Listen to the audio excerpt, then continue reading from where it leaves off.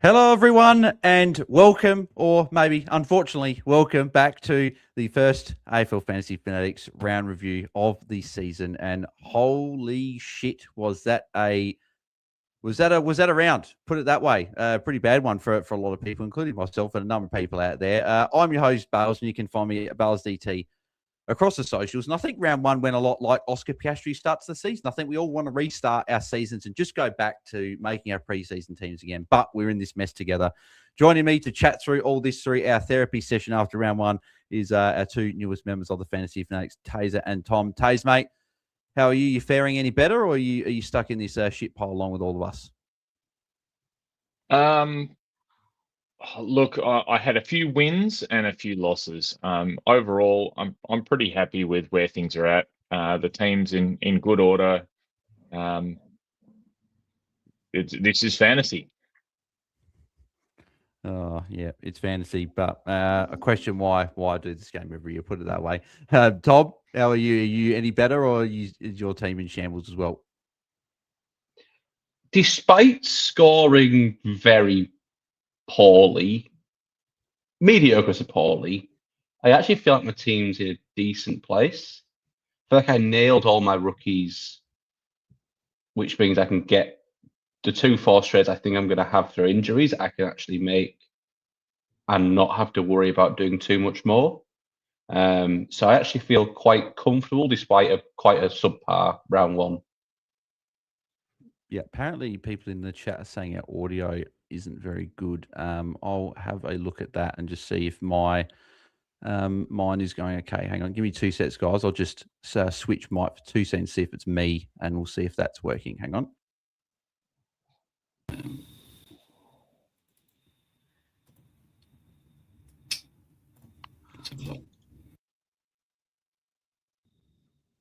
Yeah, everyone's saying stream's good. The switch mic, so it's saying audio's fine. Okay, I'm not sure what that is, but I'll just have to edit that little bit out for the people on the pod. But for people watching on to be video, fair, only one pair or 2 people said it, and then everyone else is saying it's fine. But a few people saying it fixed itself, but all good. We'll keep pushing through, but maybe that's probably how the weekend's gone, to be honest. So let's go through our scores and how we started. Because, Tom, I'll go to you first. How'd you go? What was your score? And what's your rank looking like? So I had a very, very average to poor 2065, and my rank is 30,513, which is meh. I don't really care at this stage because I am only 200 points off a hat. And my cash, I think, will be good coming out of the week. So I'm quite happy. Yeah. Taze, how'd you go? What was your score? What was your rank? Scored a 2090 currently, unless that updates, which has me ranked about 22,000. I think all the building blocks are there for my side. Are just that rookie roulette.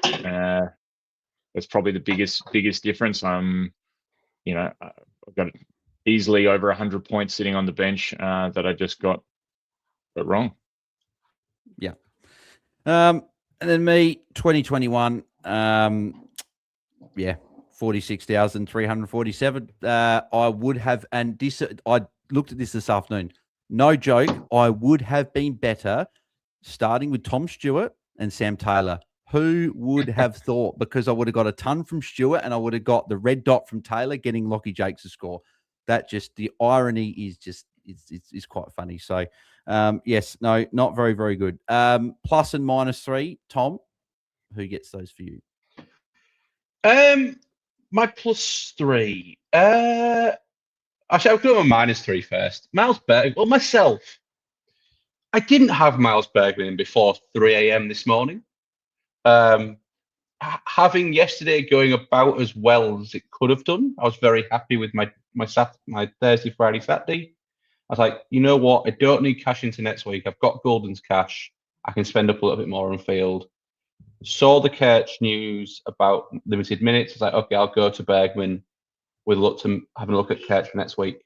Saw him in the centre bounce. Roll was great, 52, which was saved. Like it just, his role was great. It was a centre bounce midfielder. Port are terrible. Port are terrible, and also I think looking at it, and this is hindsight, obviously, Bergman has scored really on the midfield when he's been playing on the opposition's best player, the hit 2 target. He wasn't playing on the hit 2 target at all, and Dante was winning all of the hits, which were all going to Butters/Rosie, whoever was in there. It was just poor. He got burnt a few times, but it's not enough. +3. I'm going to give my +3 to Tim English as captain. Like straight C on Timmy English. Bale's having a cry about the long bench spells in that first half, but the way he got to that score near the end, the way that Western Bulldogs continue to use him in transition, don't mind the ball in his hands. At one point, he was like getting +6s for fun through the back half and handball receives. It was just a bit silly at times. He might be the only ruck to actually go up in maintain his average, looking at some of the other scores going around from rucks. So he is my +3. Maybe Jackson might be able to look pretty good as well on. We don't count teams with bottles, so it's fine. Taste your -3 and +3.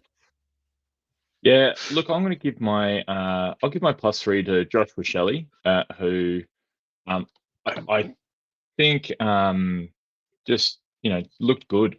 He probably could have scored more. I think he gave away a few free kicks as well, and I just think he was solid in a round where a lot of mid prices really kind of shat the bed. He came on strong, and is exactly what I needed. I'll give my -3. Oh, look, if I can't give it to myself, I'm going to give it to Zeke Euland.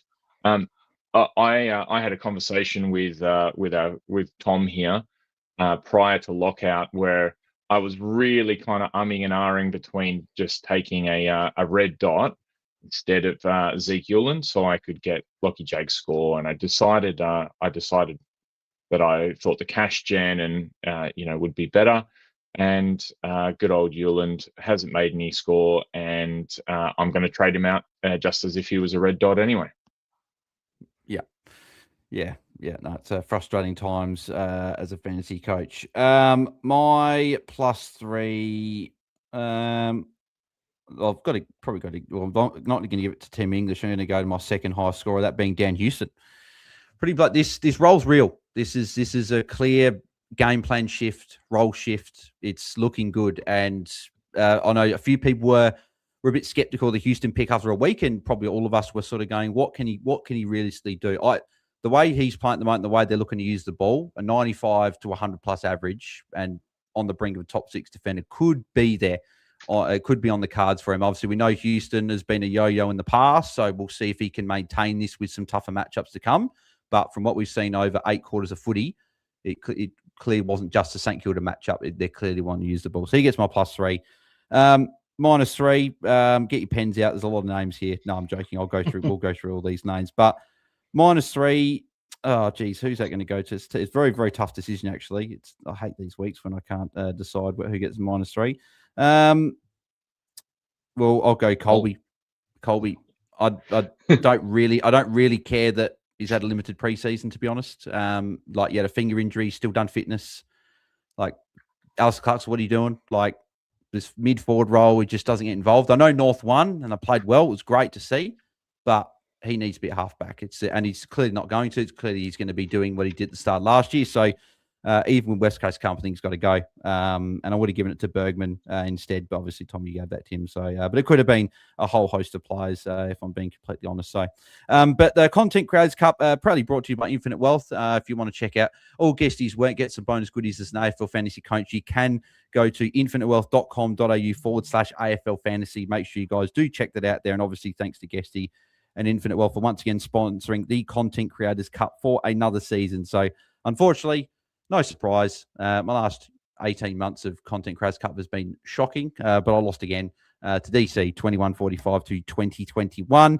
Then we also had Jordox went down to VAMS 2066 to 2013.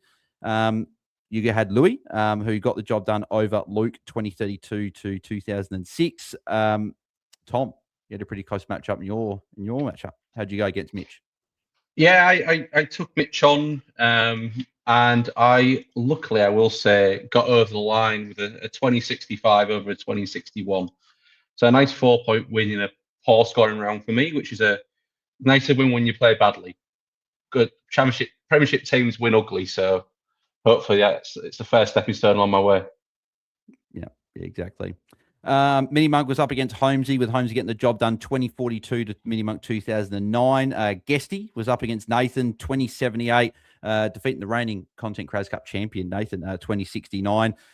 Jep got the job done over DT Lemon 2144 to be the second highest scoring coach of the week to 2035 for DT Lemon. MJ got the job done over Jake 2042 to 1996. Harmy, who was the top scoring coach out of the Content Creators Cup, the 2160 beat the 20th coach Boz's Spuds 2016. And finally, Taze, the closest matchup of the week. How'd you go? Won by 2 points over our good friend Jordy from the Pod. It was 2 points, one handball. You beauty. Yeah, so the two new additions to the Content Creators Cup being newest Fantasy Fanatics members winning by combined 6 points over the team matchup. So we'll take that. Just sorry that myself and Jordox couldn't get the job done to get all the Fanatics over the line in the first round. But that is the Content Creators Cup recap. So let's go through these games. Will start on Thursday night. We talked about this a little bit on Friday, but we'll just quickly whip round there for anyone that missed it. Jagger Smith, just a gun. Just keep him on your field, and probably not much else to be said. And if you didn't start him, you're probably not taking fantasy too seriously this year. But if you don't have him, just make sure you do have him in your side. And then the three Sams: Sam Walsh, Sam Grill, Sam Lawler, all had a bit of a mixed bag. Sam Grill was fantastic, and if you fielded him, you were feeling on top of the world. Me on Thursday night, thinking that was going to be a good year. But Sam Walsh, Taze, 100. We take tons in fantasy, right? But what'd you make of it? 66 at half time, only scoring 34 in the second half. What'd you make of it? No, I'm pretty happy with how he went. He had the role, he had the time on ground, he passed the eye test. Move on to the next one. I think in a year, it actually looks like it might be harder to score tons in fantasy, at least to start the year. So look, getting a ton when other guys are getting injured, move on. Yeah, and do not get me started on that holding the ball free kick. So holding the man free kick that he gave away to Tim Trento. Yes, it happened Thursday night, and yes, I still remember it vividly. And it still annoys me. So that was very, very annoying. Sam Lawler, 68, got better in the second half, but probably going to be more that super coach played and more impact player. So if you've got him, he's probably the least of your worries. I'm sure that everyone out there's got an issue of some sort. But if he's your biggest issue, I think you can probably look at maybe switching over to one of those forwards that did pop this week. Moving over to Essendon and Hawthorne. Tom, the Essendon midfield. Jai Caldwell was on 80 points at halftime. I think he got an adjustment from the first half to 77 post-game, but 14 points second half. Darcy Parish started on fire, 35 in the first quarter. He went missing for the second and third quarter, went fairly well in the last quarter. Archie Roberts, like Brad Scott, just didn't want to play him in the first half. He had like 50% game time. And then Lockie Blackiston, -6 or -5 in the last quarter. So talk to us about the Essendon midfield, because they've got Port this week, which, based on what we saw in North Melbourne did today, might be a decent matchup. But after that, it gets a bit tricky. Yeah, it was just a weird game of football. That first quarter, when Essendon coming out the blocks, absolutely bossing the midfield, Harris, Caldwell, Berry, all going huge in that first quarter, and then them just dying a death.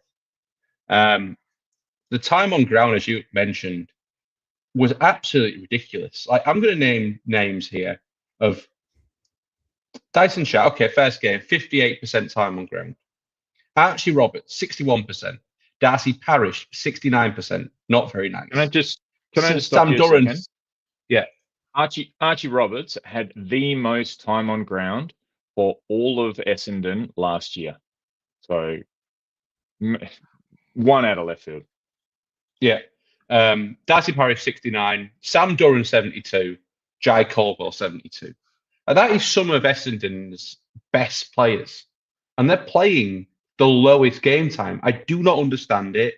It isn't just a case of they were stuck on the bench.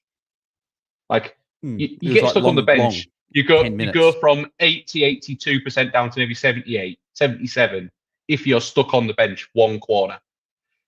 Being around 70 or 60 for Archie Roberts is by design. Like, I do not understand it. I don't get it. The player I'd like to talk about from this game is Darcy Parish. It depends which way you want to look at it. That first quarter was elite. As the game went on, his running capacity, his running ability looked horrific, to be honest. He looked slow, he looked lethargic. That's why his scores really dropped off. It was almost saved in that last quarter to get to a 75. The second and third quarters were horrible. So I think he's a hold for a week. I think we've all got at least one forced trade in our midfield, and we might have other things to do. Yeah, we might. Yeah, I think he's a hold for a week. He doesn't have a buy. He's going up in cash. It is like 3K, but he's going up. But yeah, I think he's a hold. Yeah, just quickly before we move on, is that I'm probably more glass half full with Darcy Parish. First real full game after pre-season for a couple of seasons now. And I feel like Hawthorne were almost the worst matchup for someone like Darcy Parish because they're just go, go, go. I know they chipped around a bit in last quarter and Sicily obviously went pretty big in this game as well. But I think he'll be okay. I'm giving him another week. I was probably going to give him another week even with all of the carnage that we've got today. But yeah, no, I agree that it's definitely a watch. Archie Roberts may be someone that you could think about trading, but I still feel like there's probably some other issues there as well. And Colin McDonald probably disappointing, even in a big win there. Only had about 20% CBAs there as well. Western Bulldogs and GWS, Lockie Ash, Marcus Bontempelli. Not a lot of people would have started with them being the early round buy guys, and round 3 for Bont, round 4 for a Lockie Ash, and people may have gone Whitfield instead, but they were both very good. If you started them, you'd be stoked with a 130 plus from those two, and that's the reason why they are on the thumbnail of the podcast. Tim English, as Tom mentioned before, was very, very good with a 121. Taze, Lockie Jakes, far out. I think we've been impressed, and the Dogs have been impressed with his preseason, but 115, what was it, 112, 115? I think he scored like just. 12, I think he's got to be a field option now, right? D6, leave him there, I think.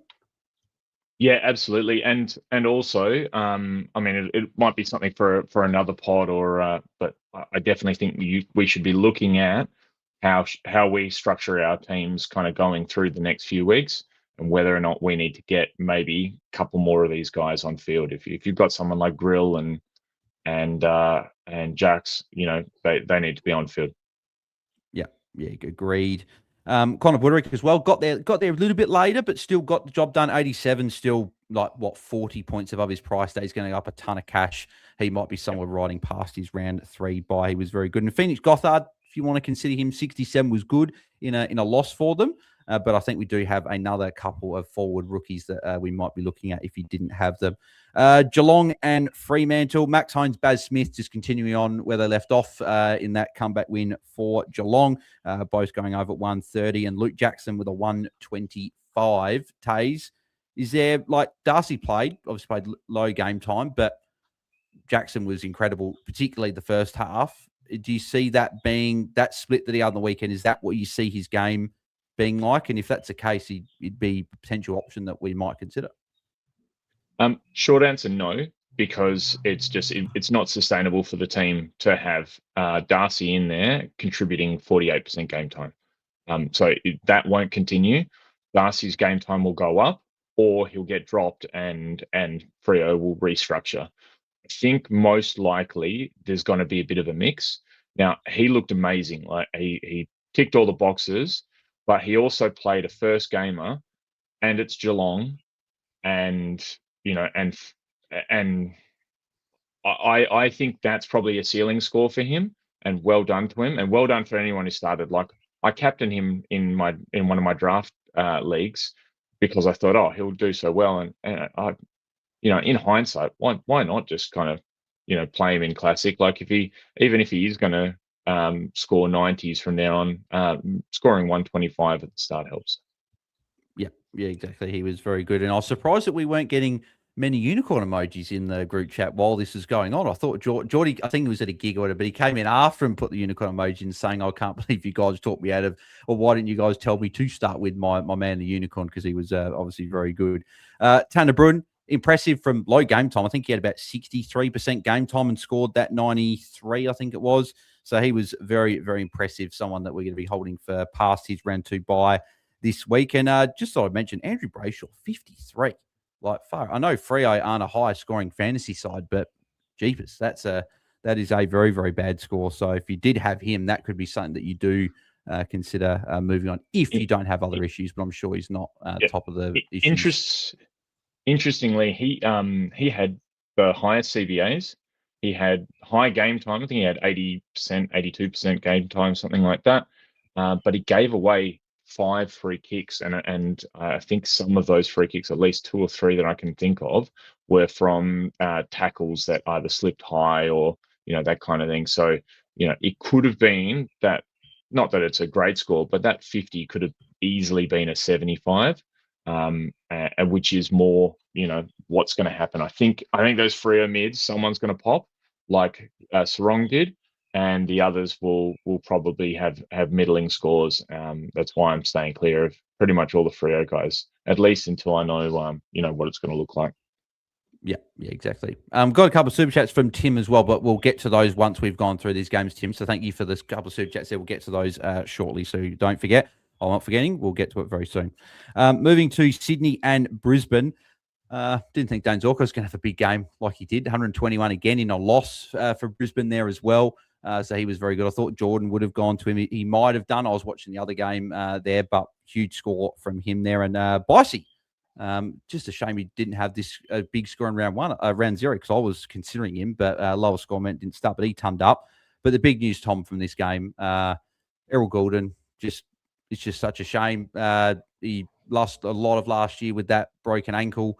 And now this year he was looking like he was on 101 with like the whole last quarter to go. He was 130 was coming up and dominating, and shoulder injury, hyperextended. We don't know the extent. I've heard reports say he's going to be out potentially for up to 4 months if he has surgery. I've had other reports saying it was just a stinger. He might be back post the bye. So we'll just wait and see what happens. But if he's missing, a week or 2, you might be able to hold if you've got other issues. But obviously if he's missing 4 months, it's obviously a must trade.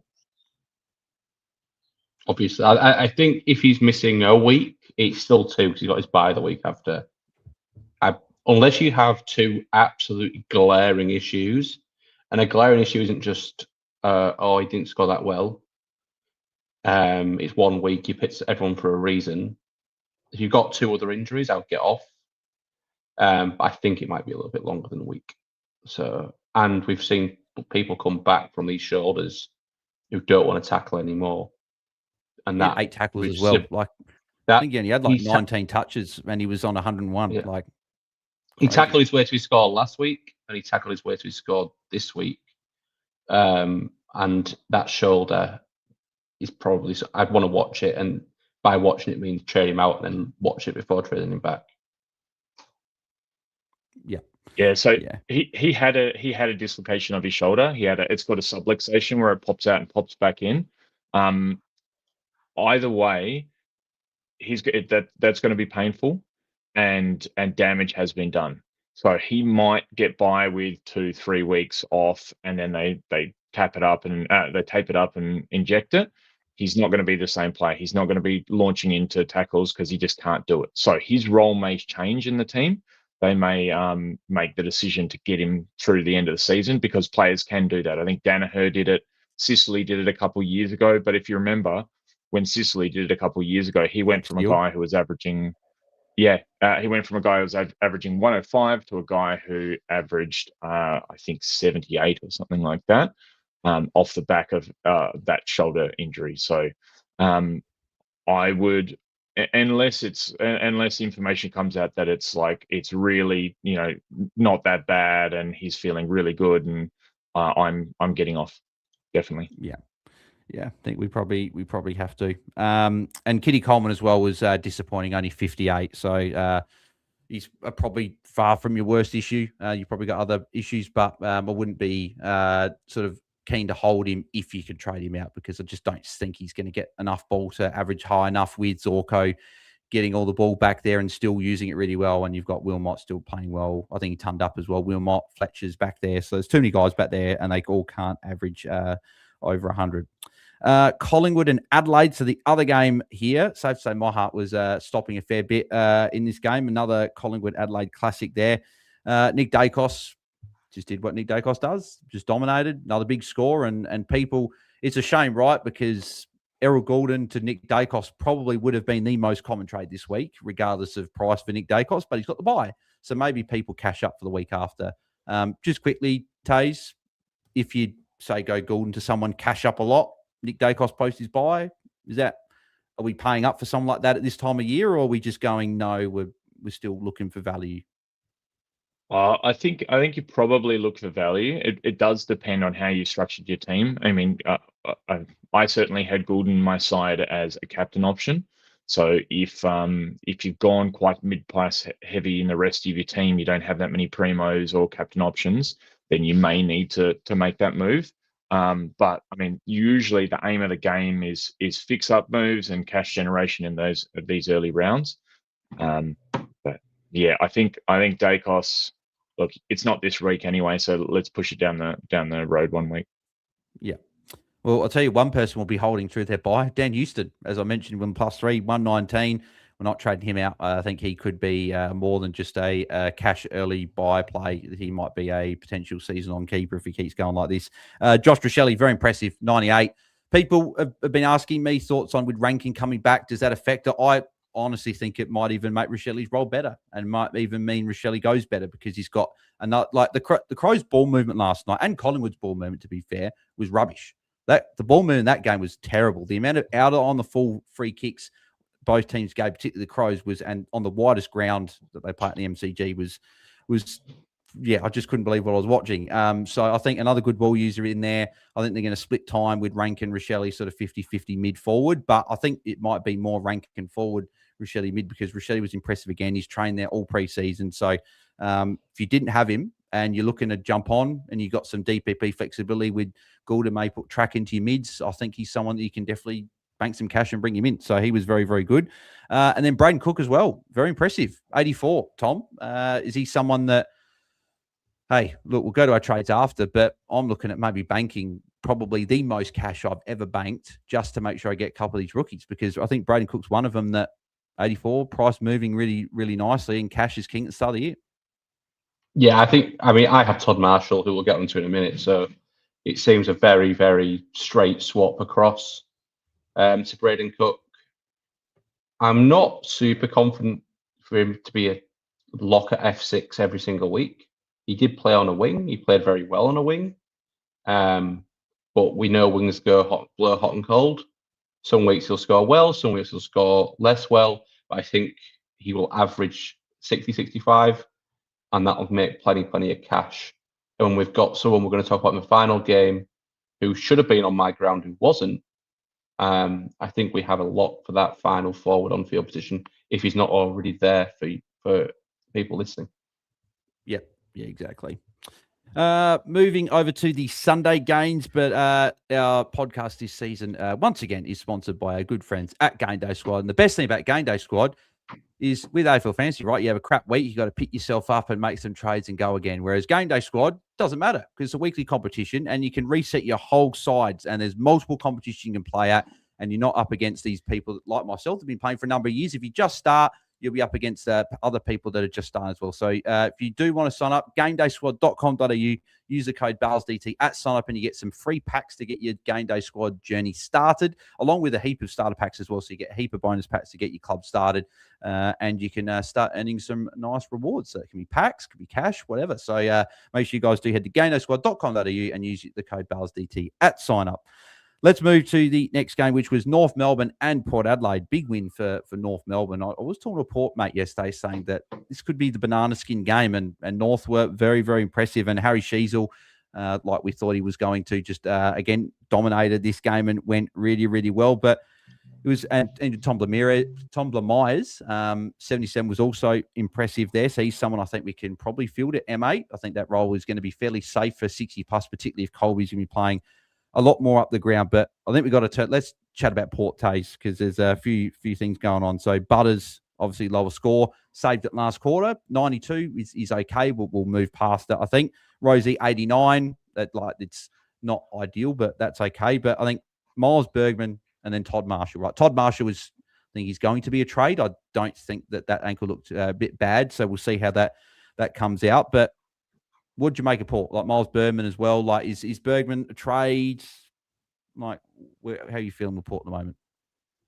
Look, I think unfortunately, there's going to be a hierarchy of who you can trade out, and because Goulden's so highly owned, if you've got Bergman and then moving on to someone like McKercher, they're playing. You may Good need to matchups just as well. field. Yeah, and you may need to just field them and hope, that they're coming back from, slightly interrupted preseason. Silly us for picking them if you did, and so I think you just got to wear it because you'll be lucky to actually get off them. And if you do get off them, I mean, there's nothing to say that they're not going to just, Bergman, for example, had the role, so if you jump off him and then he actually starts kind of performing a little bit more, let's say, he gets involved in a few more chains, then you've jumped off for no reason.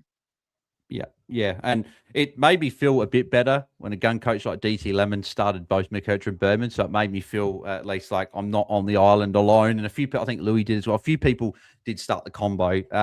Like I'm looking at the CBAs here, like Bergman was third for the CBAs in the first quarter. Drew Butters had 5, Bergman had 4, with Rosie down at 2. And then you go to the second quarter as well. It was Butters 7, Rosie 6, Drew 6, and then you had Horn, Francis, Bergman both had 2. And then it just completely, he had 4 in the third quarter, but it was midway through that third quarter he went pretty much full-time defense and didn't attend a CBA in the last quarter. So Essendon this week, and he's got West Coast Richmond. So he's probably going to be held for a few people. And I feel like you're trading Colby ahead of Bergman if you've got both, because Colby has got West Coast, which is great, right? But maybe game time was just for the week. But this is the forward mid role that we were dreading. If he went back to this, you've got to get off. So if you're tossing up the 2 and say Archie Roberts as well, where's the priority out of the 3?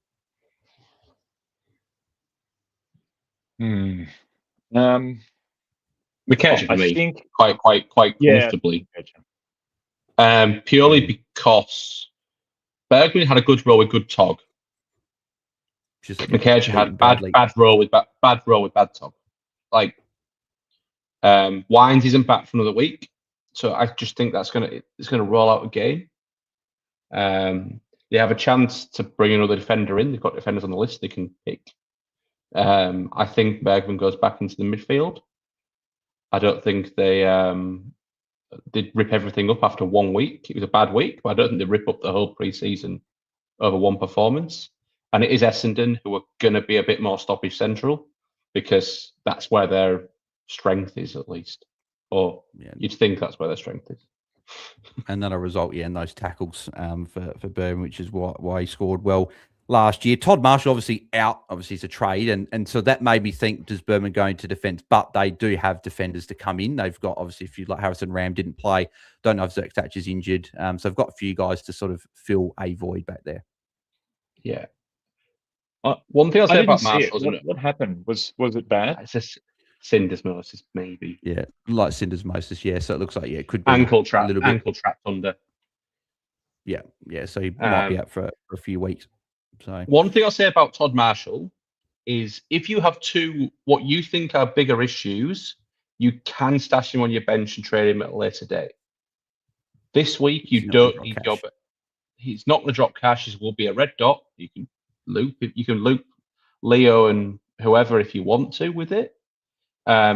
Just be aware you're probably going to want that bench slot being a green dot come round 3. So assuming people have got Petraka, I assume people have got Buderick, I assume people have got Leo Lombard. You're going to want another green dot in there for round 3. Otherwise, we'll be fielding 20, which isn't ideal. Yeah, unless you're going, Braden Cook and utility, then that might give you a little bit of flexibility potentially. But as you said, you'd make sure you got those 3 forwards to cover. Yeah, exactly. Moving to the next game, which was Melbourne and St Kilda.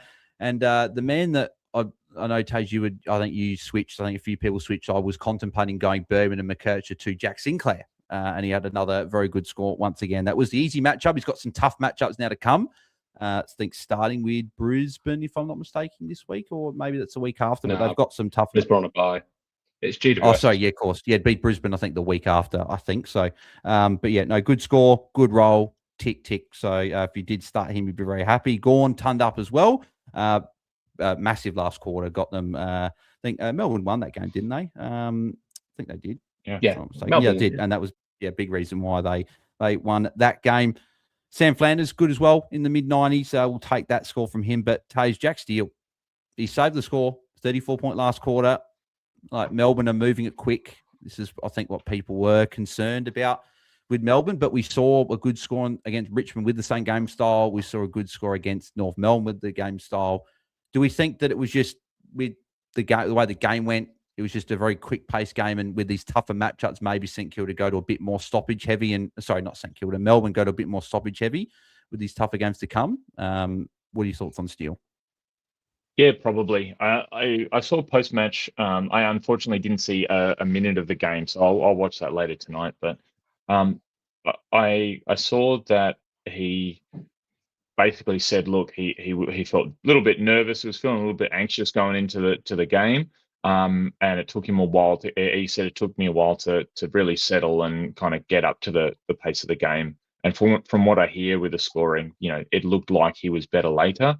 I think he'll be better for it. I'm not really that concerned. I unfortunately don't have the luxury of trading someone like Jack Steele, even if I was concerned that it could be too fast for him. And but that's I'm riding with him now.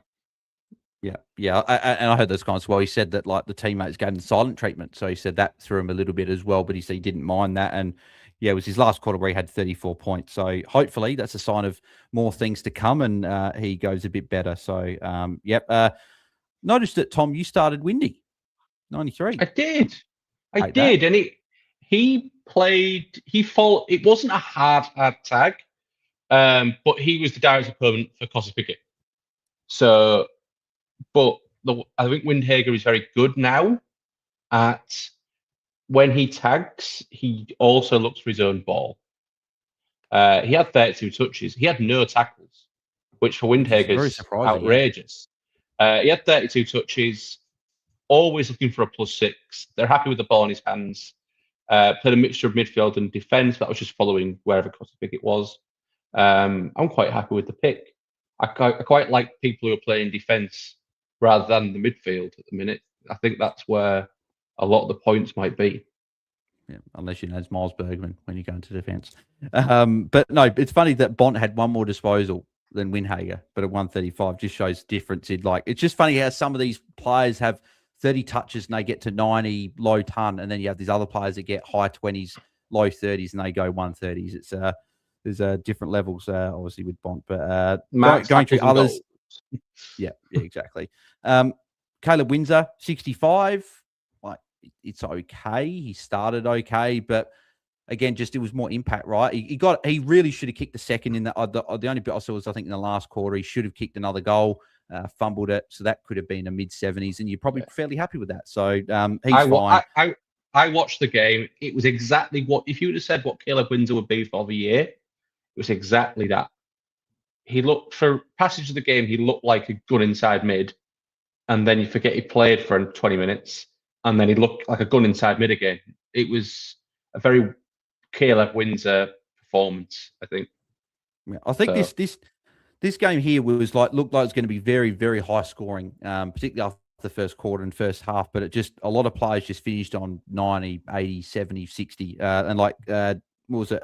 Jack Carroll 58. That's okay for a rookie, but obviously, with a few guys on the bench that scored a lot more than that, we would have probably wanted a little bit closer. Guys like Trent Rivers, 63, Xavier Lindsay, 60, So just a few like lower scores there. And obviously the one there is Matthias Filippo. But I think a lot of people the majority of Filippo owners out there are probably quite happy because, okay, you've got an injury that was low score, but you likely got a big score from the next game that we're going to go to, and probably would be a lot of people's +3s out there. Dev Robertson, 104. I didn't see that coming. 12 tackles, just 6, I think, in the first quarter as well. I'm just looking at like the CBA 6. I didn't watch a huge amount watching the F1 at the same time, but 15 CBAs, right? So he was second behind Harley Reid. And it was a fairly sort of split like that. A lot of guys run through there, right? Like just to go through CBAs, like Harley Reid 29, Dev Rob 15, Graham 14, McCarthy 12, Yo and Hoff with 9, Bo Allen, Duff Titler, Dersma with 7. So like there was a lot of guys that ran through there, but it was particularly early when he got the job done. So F6, I think that's sword. And if you've got Philip and you want to trade out, flick Dev Rob onto your field, and maybe you can go get a rookie and use that cash potentially elsewhere. Chris Petrarca, 108 with 3 goals in the first quarter. He's just going to be just locked in as the top 3 forward for the season there. And I think it was in the top 10 of his highest rated games of his career. So pretty good start to life at Gold Coast for Christian Petrarca. Tom, you mentioned, I think you brought this guy in on your bench, and you did you bring him on your bench, or are you looking at, you were maybe referring to Dev, the other West Coast? Yeah, the other West Coast Eagles rookie, Milan Murdoch, 95. I think it's going to be top priority, right? Rookie, if you don't have him. I was super, super impressed. He was just competitive all day. Played as that high half forward. Good by foot, composed by foot, didn't look below the level like the majority of the Eagles do. Was supremely impressive. And once again, the best thing about these rookies, mature age, but the best thing about these rookies is, do the other teammates want to give him the ball?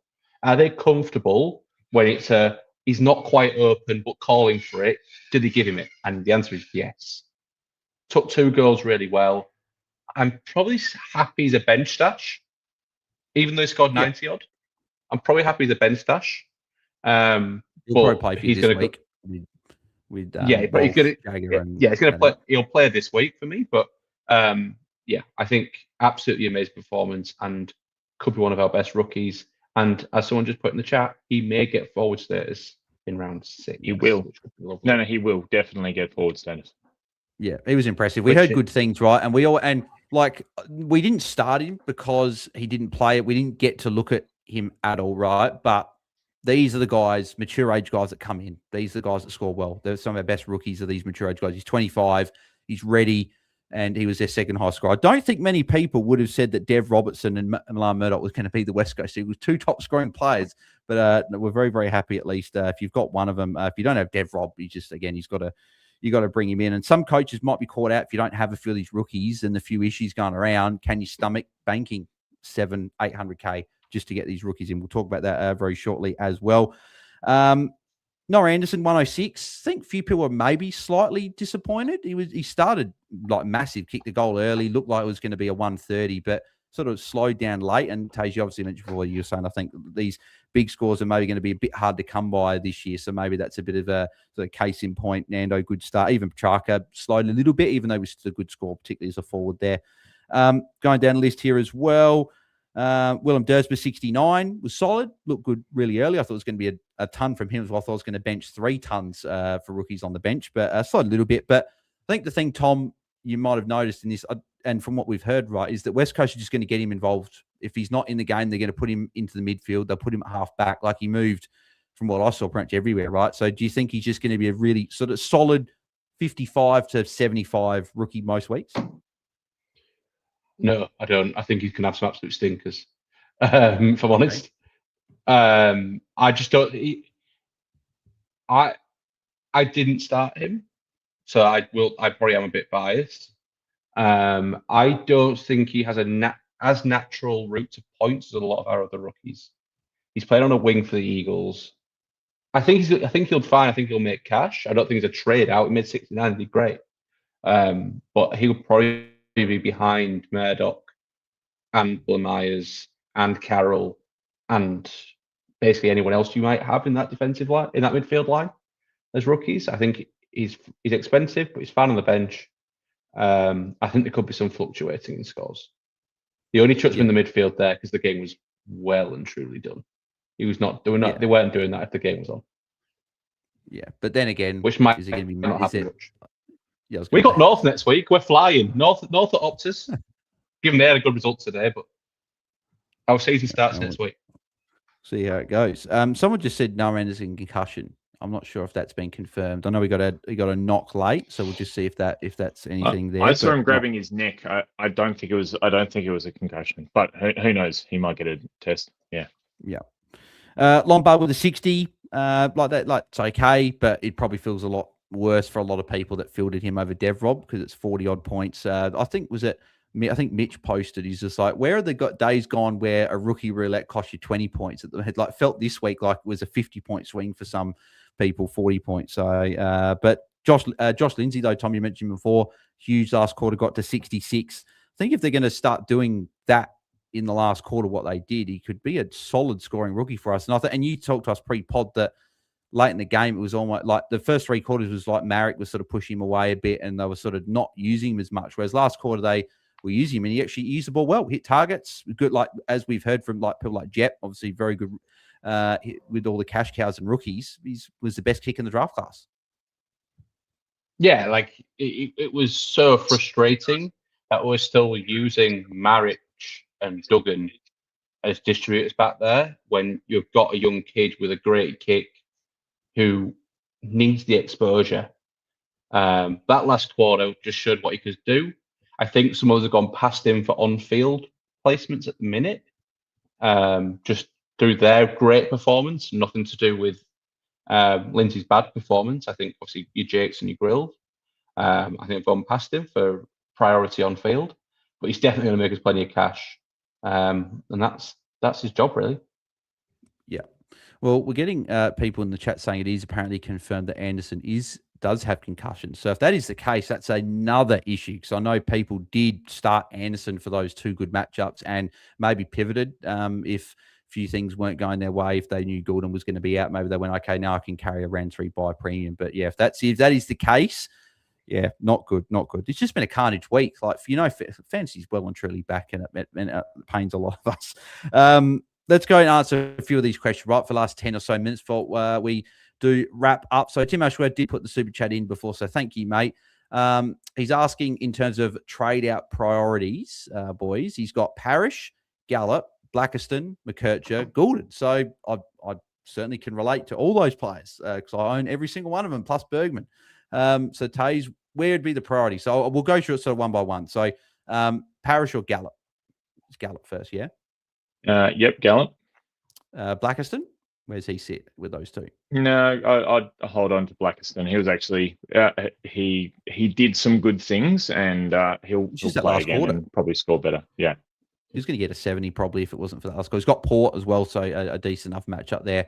McKercher, where does he go? If you have the ability to jump off him, his role isn't quite there, and his time on ground's not there. So I would have him higher priority. Yep, and then Goulden would be top, right? If he's out for particularly 4 weeks, 4 months. Goulden's top priority. Like, I mean, if it's 4 months, but even like genuinely, I know people are talking about holding him for a week or 2. You know, if it's that kind of thing, that shoulder injury is going to change how he plays and how he tackles, and he is not a 110 guy if he has a dislocated shoulder strapped up. So I wouldn't hold him for 2 weeks thinking he's going to come back and go 110. Yeah, no, agreed. If you guys are tuning in live as well, chat, there's so much chat, right? So like this is all you guys are legends for the start of the year. Like I'm continually getting lost with the chat. You guys are pumping all this stuff through. So if you got a question, chuck at the bottom of the chat. If we haven't chatted about a player that you wanted us to discuss, maybe trade priorities, we'll go through maybe 10 minutes or so and answer those now. But obviously we've got a Q&A on Tuesday night as well, so we can answer those. If we're saying Goulden is the biggest priority, and it has been asked in the chat, who is our early, like sideways, doesn't have to be the same position, so we've got DPP. Who is our early options to replace him? If we're saying Goulden's the number 1 trade option, who are we replacing with? Well, if I'm trading Goulden, I don't know about you boys, but I'm I'm seriously, I'm probably going to just cash. I might have 800K in the bank this week. I'm looking at, I'd like Braden Cook and like Murdoch and Wright. So a few people might be in that scenario, right? But if we're not going for a rookie and you're going for options around that price, it's probably not many, right? Like, are you looking at Rochelle? Like, is that someone? Like, because if we're looking at like guys, they've got the buy. Like Tanner Brunn's got the buy. Dan Hughes got the buy. Connor Buderick's got the buy. Sorry, got the buy in a week after. Is it maybe Buderick? Like Taze? Like, what do you think? Because I'm stumped because guys like Dacos and that are on the buy, so we're not looking at really spending up. Yeah. Look, I think you're looking for someone who doesn't have a buy. So I would be strongly considering a Dawson? Caleb Someone Sarong. mentioned Dawson. Yeah, Dawson's possible. So a Dawson, a Caleb Sarong, even a Caldwell or a Merritt. You know, I didn't love the time on ground, but I do feel like that will kind of get sorted out a little bit. Merritt was fine, so maybe Merritt could be the one. Yeah. I mean, we thought Caldwell was value before at 103. He's just dropped probably 20K or something like that. So he's still 11K. value. 11K. Okay, so he's dropped 11K, but he's still value, and he's still a guy who can score 77 points in a half. So he has my attention as an option. Yeah. Don't mind.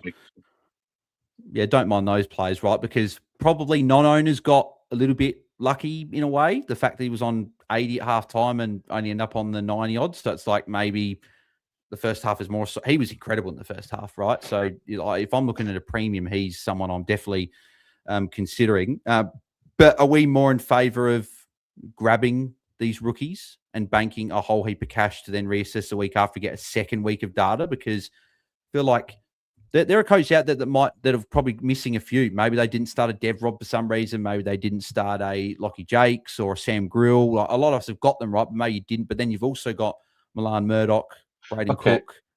There's probably others. Are we cashing up and just getting the rookies, Tom? Yeah. Maybe. You still got to score points as well. Like, yes, you can. Because why don't we just start all of the rookies and have 2 million in the bank? Sorry, I've got a cat here. Got 2 million in the bank. For those watching on the stream, Tom's cats are invading gate crashing the live stream. So I'm pretty. If you are missing multiple of the rookies, say you started Gallup and you started who else didn't do great? I can't even think. Most of the rookies did really well. Ewland. Ewland. Ewland and Gallup's the only two I can probably think of at the top of my head. Selwood maybe. Then maybe I would double down. Otherwise, I'm probably not double downing. I'm probably going a sideways and then a down, and sorting a rookie and sorting the premium, because we do need to score points. Otherwise, you just get too far back, and the little bit of cash that you have extra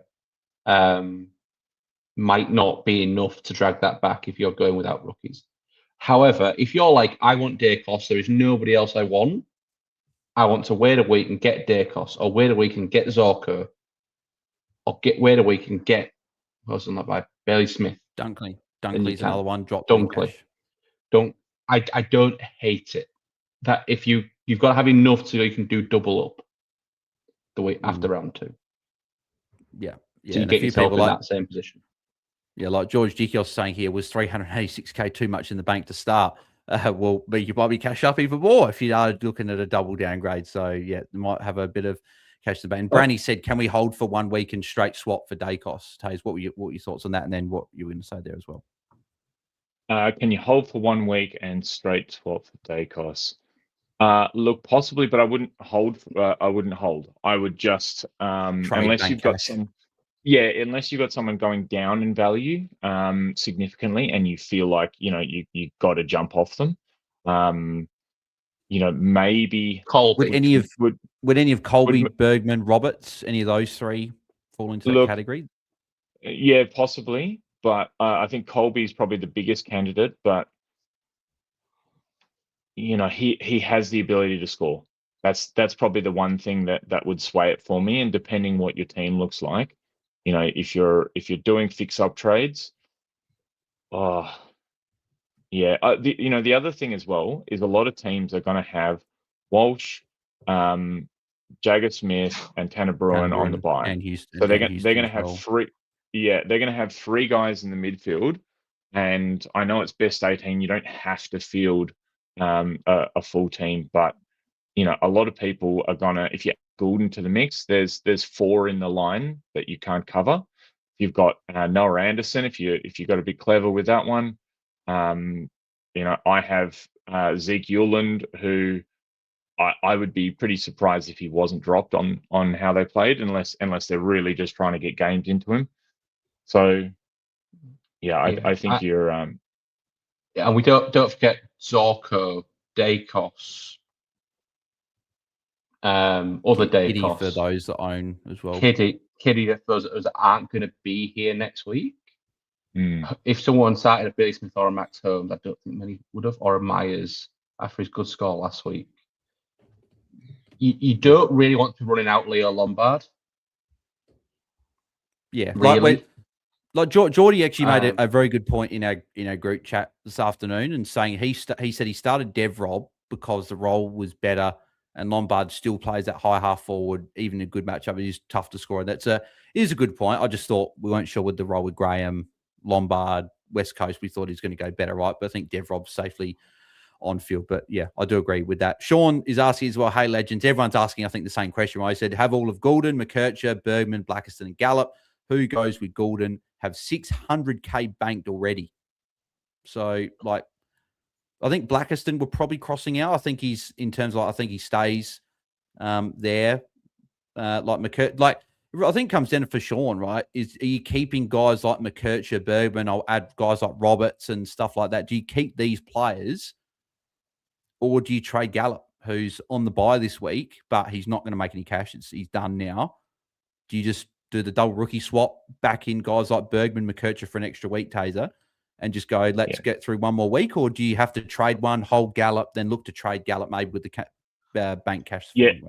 So I mean, look, hindsight's 2020, but this is why I spoke on the pod on Friday about why you should be aware of the dangers of doing this. It's not as simple as I can just, I can just trade him to whoever I want in round 1. Well, carnage hits. And, here's a lot of guys who you didn't think were going to be problems are now problems.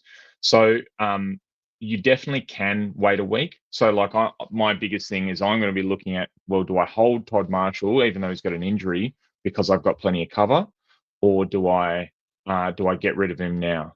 And if I don't get rid of him now, I'm banking in a trade next week, because I'm going to have the round 3 guys to deal with next week. So it's the same situation with Gallup, in that, there's a chance he's going to get dropped. And even if he doesn't get dropped, he's not going to be very useful for you. So do you get rid of him this week, or do you wait till next week?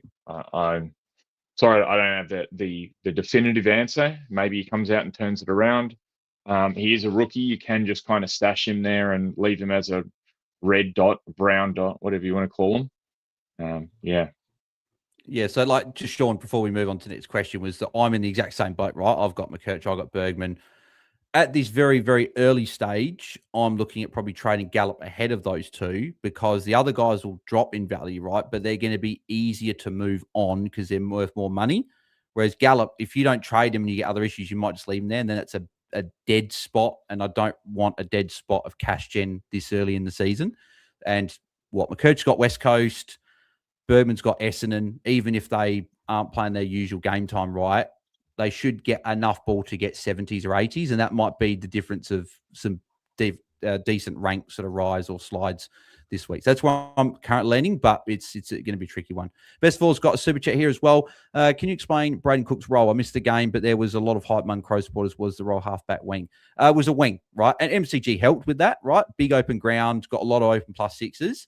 But from all reports from Crows, is he's had a very, very good preseason. They've said that he's had the ring roll clearly ahead of these other players that were in the mix. I didn't start him because I thought there were guys like Nankervis. There was one other was in Chase Jones was the other one there as well. Like, there's other guys there. Hinge, who didn't play, was injured. So there's a few guys there, but Braden Cook's going to be in the team at least for the next month. Like I thought he was one of the best. Yeah, I thought he was one of our best, exactly. So, and because he played so well, he's not just going to have one or two bad games. They're going to say, okay, out the door. They're going to give him about a month, I think. So I think he's a pretty safe cash cow. And we don't have many mid-forward rookies, right? It could be really handy with flexibility for these early buys. So I think he's a fairly big priority. That's how I'm looking at it. Gilly says who to trade out of Gould and Marshall Roberts. So really it comes down to, so Taezer, you talking about before with Marshall, Archie Roberts versus Todd Marshall. Who goes first? Because I think we said Goulden, probably the number one. Is it Marshall Roberts? Archie Roberts. Look, Archie Roberts is one that he can score. He showed it all last year. So I'd like to know a little bit more about why he played low game time. If anyone, Drew Jones is listening, you can ask some questions about why the guy who played the most game time last year played the least amount of game time. That would be fantastic. Yeah. I don't know. I'm still working that one out. I think I'm going to be in a similar boat, just in working out whether or not I trade Todd Marshall now, try and hold him through. Yeah. Good point.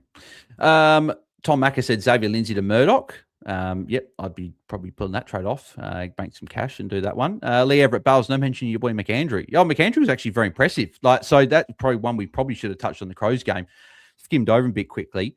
That anyone that's worried about Rob coming in, don't be worried about next month, at least the next month, because the Crows midfield was actually working quite well with clearance last night. The ball movement was still pretty bad, but the clearance work was good. And McAndrew, I think, had 7 or 8 hit outs to advantage on the weekend. I don't think Darcy Cameron had one. So, and Darcy Cameron, he won a lot more.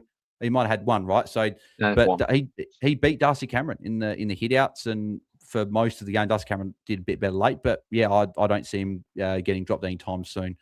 Could have even been an 80 if he took that bloody mark and kicked that goal. But he dropped a pretty easy one. So yeah, no, he's definitely staying there.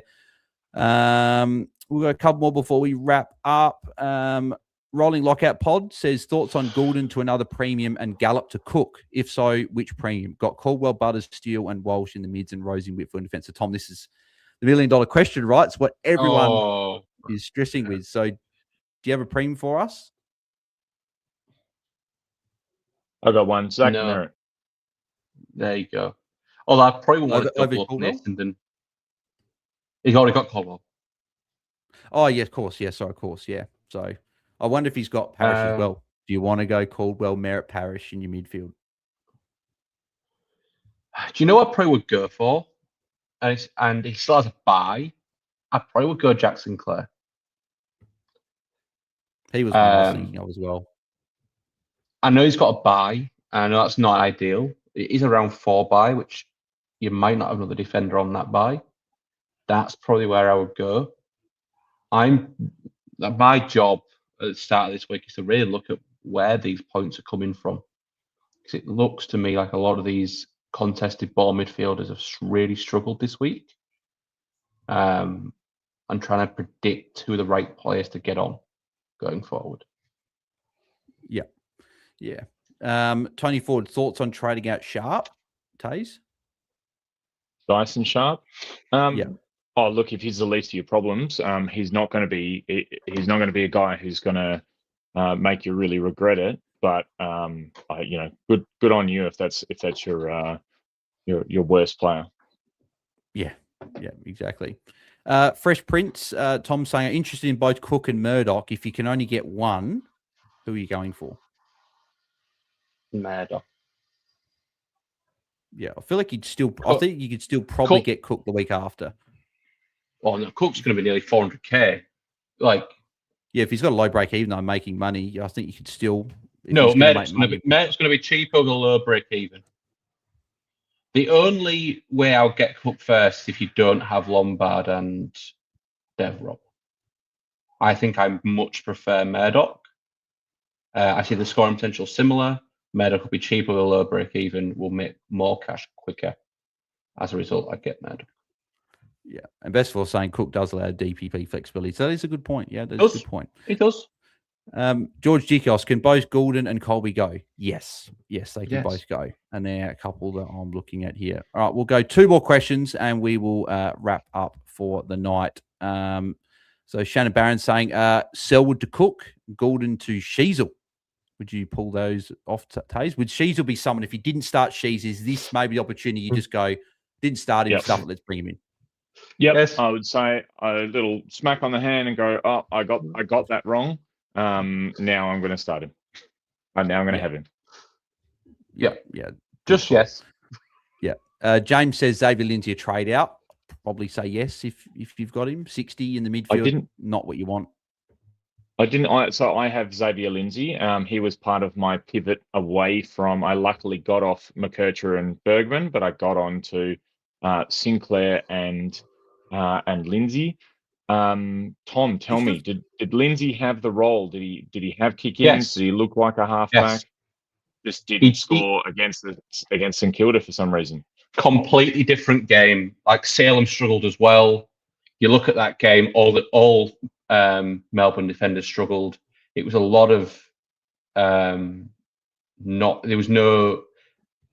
Melbourne's game style seems to be very vertical. We're going to go north to south. We're not going to switch. Not many switches. Not many of those easy plus sixes. It was very much let's go quickly and let's go straight down the ground.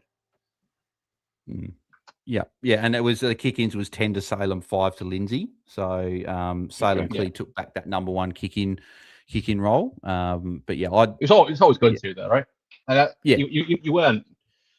The fact he got a third is good. It's a third more than he could have got. Yeah, I think if you don't have any issues and say you got Goulden and Lindsay as your next biggest priority, I'd be happy enough to trade. Just I don't know if the ceiling's going to be there, but he's probably by far than your biggest issue. So you probably hold for maybe another week or 2. Final question will go, and that will be, let's go something that, because a lot of people ask the same one. We'll have more discussion on Tuesday night about all this. We'll probably know how long Goulden's out for. We'll know what other issues, if any more pop up far out. Where is it?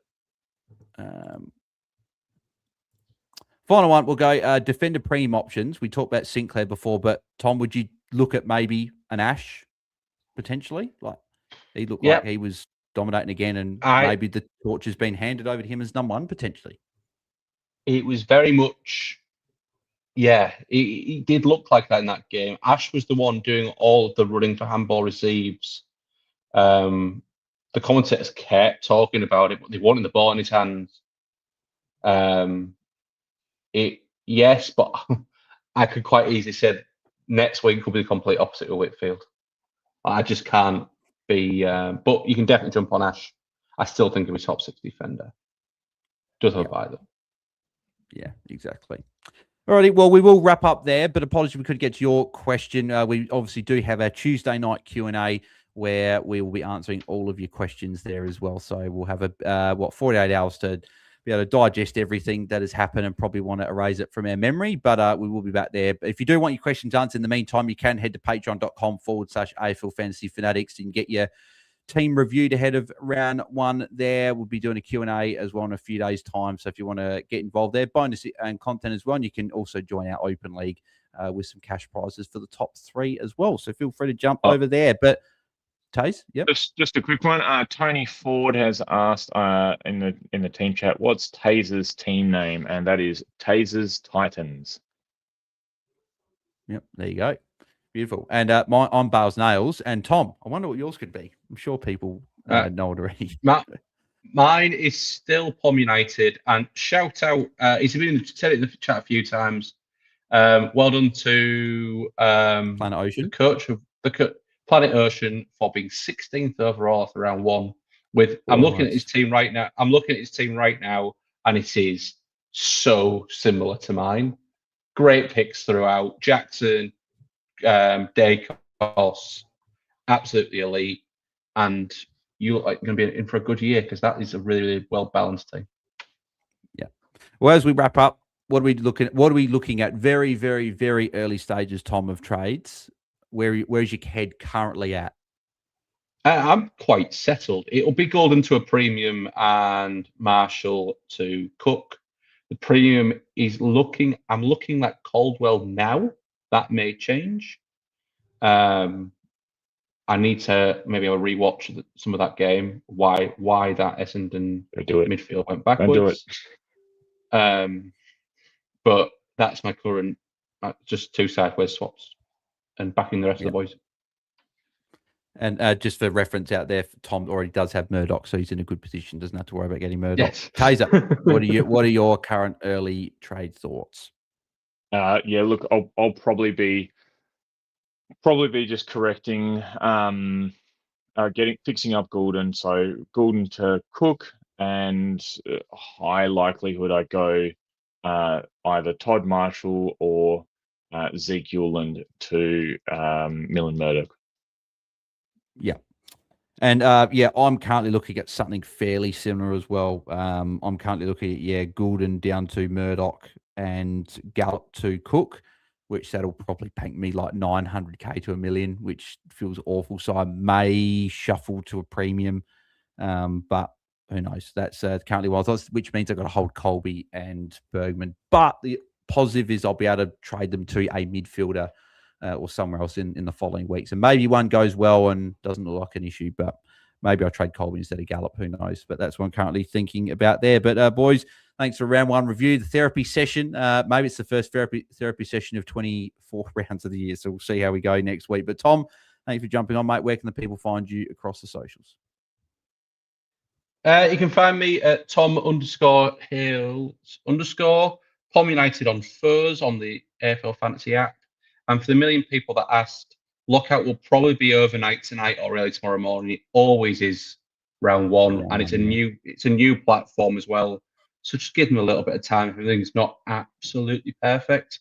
A lot of good people working behind the scenes, trying to make the best product for all of us. So just be a little bit kind on social media if it's not absolutely perfect and timely in the next 12 hours. Yeah, exactly. No, well said. Taze, mate, thanks for jumping on. Where can the people find you across the socials? You can find me at Taezer87 on X, and just we're back, baby. Yeah, baby. There you go. Shout to Warnie as well. So the DT talk there. Thanks, Tom. People can be unkind. Just fantasy's a game, right? I've been down the dumpster, right? I've tried to keep myself up. A lot of people watching. I'll try to keep myself up with that. But yes, it's just a game. We're all in it to have fun, and it isn't fun at times. But mate, just saying your group chat, like this guy, like the player's an idiot, and then the people say, "Stop calling that player an idiot," and then I'll go, "Okay, sorry, my bad." So that might have been how my weekend went. You can find me at BAILSDT across socials and us at AFL Fantasy Fans on X. Thanks to everyone that tuned in live as well. We had a whole bunch of people that tuned in tonight as well. And make sure you guys continue to tune in live after the final game of every round. We're live there. Unless it's too late on a Sunday, then we will be live. Sometimes on a Monday if it goes past, say, 10 o'clock Eastern. But most often than not, we're live on the Sunday night. They're reviewing the round for you guys. And we're back on Tuesday night for a Q&A, reviewing there. I'll be back for my own team review tomorrow. So if you want to hear more dribble about how bad my week went, then feel free to tune in tomorrow. But thanks, everyone, for tuning in. Hope you guys have a good few days, and we'll chat to you guys Tuesday night for a Q&A. So thanks, everyone. Catch you then. See ya. Bye-bye. Bye.